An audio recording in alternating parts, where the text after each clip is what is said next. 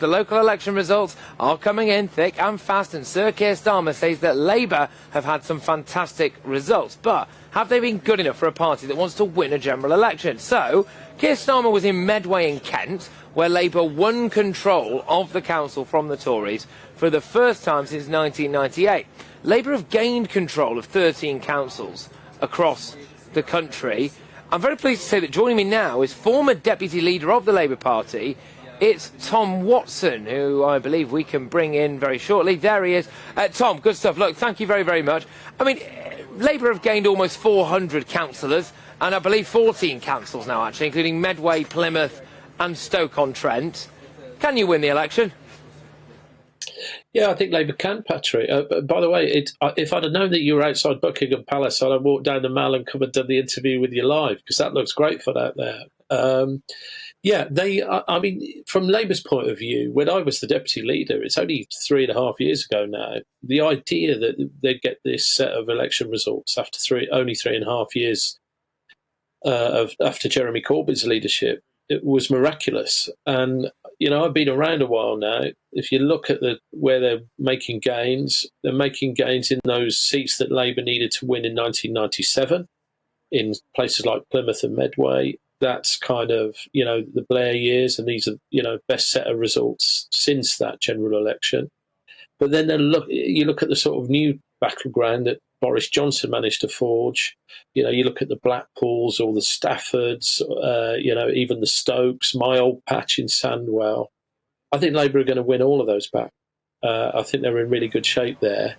I mean, you can never actually, of course, the current crop of MPs will be getting very excited about this, and you could never extrapolate from local elections, particularly ones that are only partial in parts of the country. But I mean, I can't imagine that Keir's team will not be going to bed anything other than elated tonight.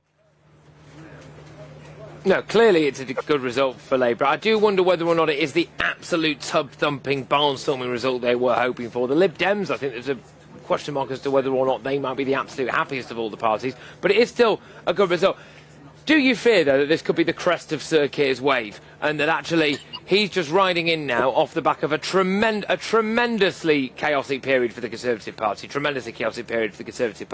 and in those head-to-head polls, which, whatever anyone says, a general election is largely about the two people at the top of the parties. I know we don't have a presidential system, but it is largely psychologically for people about that.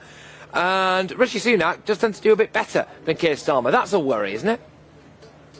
Well, you're talking to, I mean, when I was first elected to Parliament, I went to bed the first night and had a nightmare that I'd lost the seat. So, you know, politicians are either optimistic or pessimistic.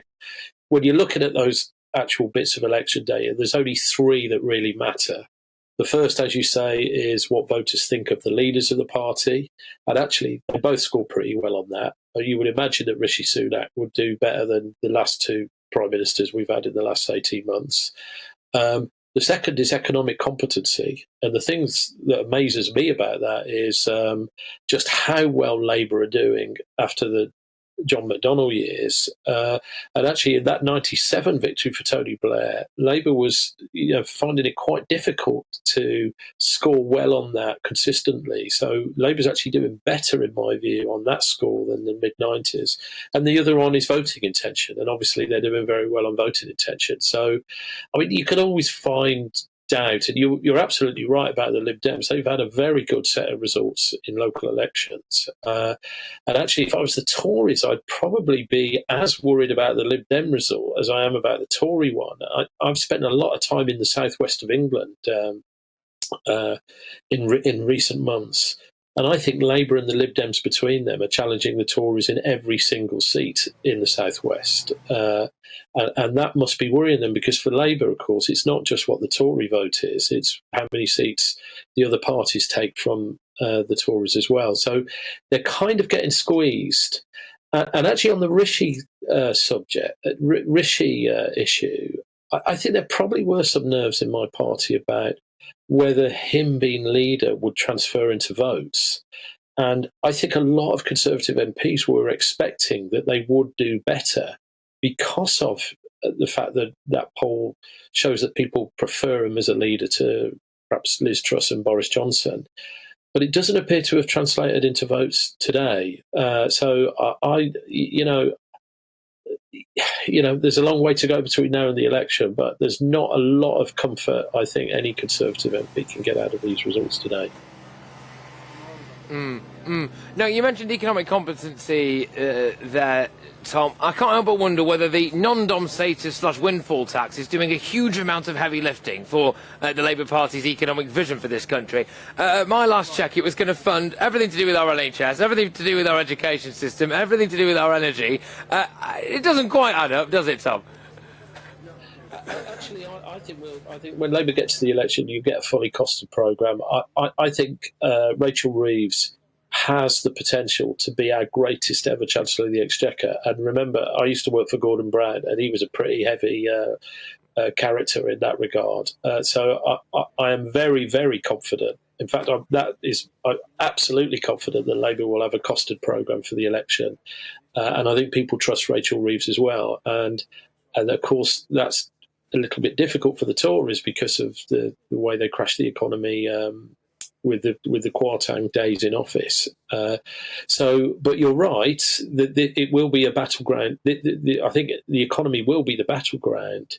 In the limited amount of campaigning I do as a former MP now, I did go back to my old patch, and every single voter I spoke to was feeling the squeeze on the cost of living. And in a funny sort of way, it reminds me of growing up in the 70s when, if you remember, you had Harold Wilson and Margaret Thatcher arguing over the cost of butter and the cost of milk and, what it costs to put a family meal on the table. This is going to be a bread and butter election. And actually how we can show people that we're going to sort of lighten their load a little because people are really suffering. I think that will have a big impact on the election. And in that sense, there's still a lot more to play for, isn't there? And I think both Labour and the Tories know that, and that's where they'll be going in the next 6 months.